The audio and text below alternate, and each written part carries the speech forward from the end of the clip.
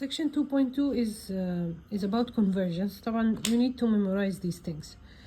So the kilo you multiply by 1,000, so 1 kilo is equal to 1,000 gram. The milli you divide by 1,000. The centi you divide by 100. 1 metric ton is equal to 1,000 kilo. Cubic meter is equal to 1 liter. Cubic centimeter is equal to 1 milliliter. 1 liter is 1,000 centimeter cube, and 1 liter of water has a mass of 1 kilogram. طبعا all of these examples is a conversion from one thing to another. Also you need to try to memorize the distance from the mile to feet, yard to feet, and foot to inches. Capacity gallon to quarts, quart to pins, pin to fluid ounces. And hopefully he will give you some indication in the exam, but sometimes it's not full indication. And for example here he's telling you that 1 kilo is about 2.2 pounds. So how many ounces in 3.7 kilos? So you need to convert 3.7 kilo to pounds, and you should know the relation between the pounds and the ounces. So you just need to memorize this. For example, you need to memorize this part, which is the conversions. And the next one is the temperature, like the conversion from Fahrenheit to Celsius. It's given by this. So from Fahrenheit, if you have a Celsius, you can convert it to Fahrenheit by 9/5 times C plus 32. And if you have it in Fahrenheit, you'll minus 32 times 5/9 to get it in Celsius. The currencies, usually he's giving the conversion rate of the currency. So for example, the $1 US is 0.59 GBP, and $1 is 0.79 euros, $1 is 1.3 Canadian dollars, and $1 is 125 Japan yen. The time, for example,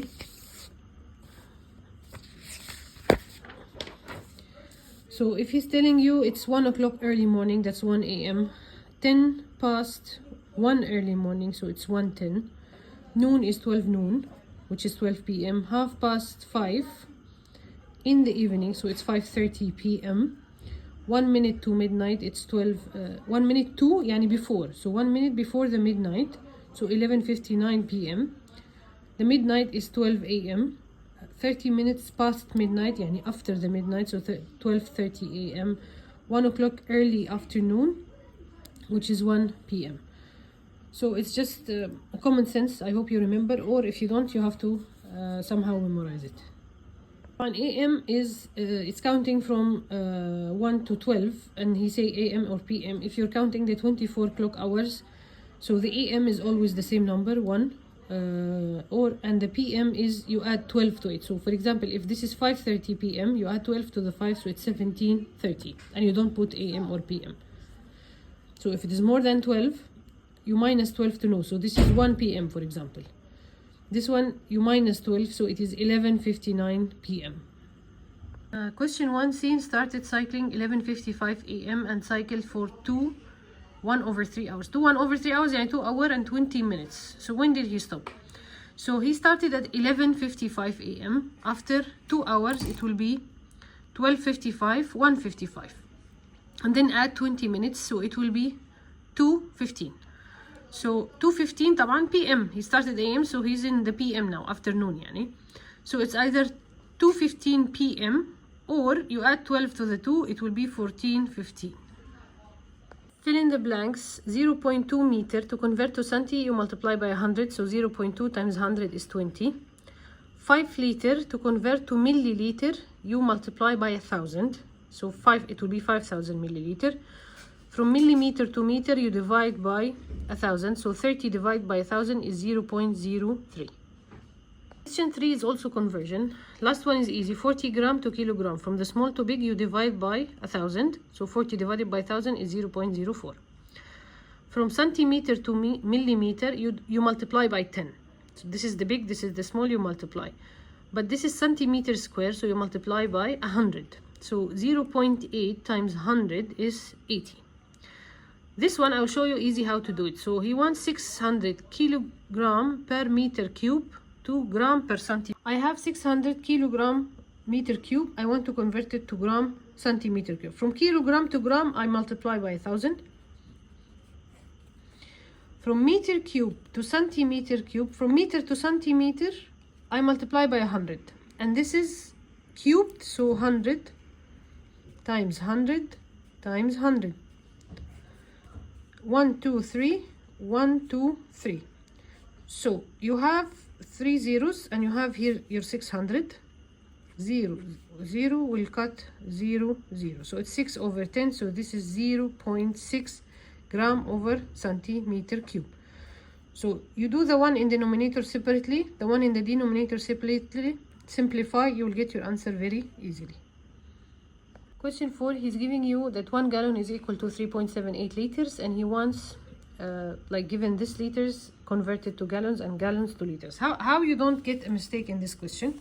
I put here what he gave me. 1 gallon is equal to 3.78 liters. In the first part, he give you 5, 6, 7 liters. You put liter under the liter. How many gallon? This is a question mark. Cross multiplication. So to get this times this over this.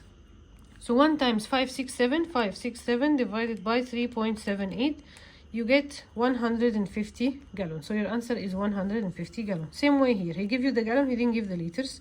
So cross multiplication. To get this times this over this. So 20 times 3.78, you get 75.6 liters. This question is common sense actually. Given that 20 gallons is about 76 liters, 70 gallons is about 265 liters. The figure below shows 4 graphs. He wants you to figure out which one is correct. Type. طبعا knowing that he's telling you the x-axis is the gallon and the y-axis is the liter. So 20 gallon is the x-axis. Here is 20. I have 76 liters. Where is the 76? They all lie here. طب let me get the other one. 70 gallon is 265 liters. 70 gallon is here. I need 265. Which one will give me 265? This is less than 120, so this is wrong. I go here. This is less than 210, so these two are wrong. So I go here. This is 265. So graph 3 is the correct graph by only knowing this even. So when you go to 70, the only number that gives 265 is graph 3. This is more than 210, so this is the correct graph. So it's graph 3. Then he's telling you, using part A, 60 liters, about how much? 60 liters is here. Liters is here, sorry, in the y-axis. So where is 60? This is 30. So this is 60. Go to graph 3. It's here. It is yani more than, it is here, more than little half. So this is 10, so this is 15. So you can say 15, 16, something like this. So in the choices, the nearest thing to 15, it was 16. And then 40 gallons. Gallons is the x-axis. This is 40. You go up until graph 3. It is exactly here. 120 plus 30, so 150. So 40 gallons is 150 liters. Question 6. The temperature outside is minus 15 degrees Celsius. The temperature is inside is 25 higher than outside. Make sure you read the question till the end. It's not 25, it's 25 higher than outside. So minus 15 plus 25, the temperature inside is 10 degrees. He wanted in Celsius and Fahrenheit. I know it is 10 degrees Celsius. To convert it to Fahrenheit, you will multiply the Celsius times 9 over 5. So 10 times 9 is 90. Over 5 is 18. And then you will add 32. So it is 15 degree Fahrenheit. So this relation I told you here, how to get from Celsius to Fahrenheit. You have here the Celsius. You'll multiply 9 over 5 plus 32. This is the same question as 5. Here he given that 32 Fahrenheit is equal to 0 Celsius and 122 Fahrenheit is equal to 50 Celsius. He told that the Fahrenheit is in X, so this is the Fahrenheit and this is the Celsius. Which graph? Type.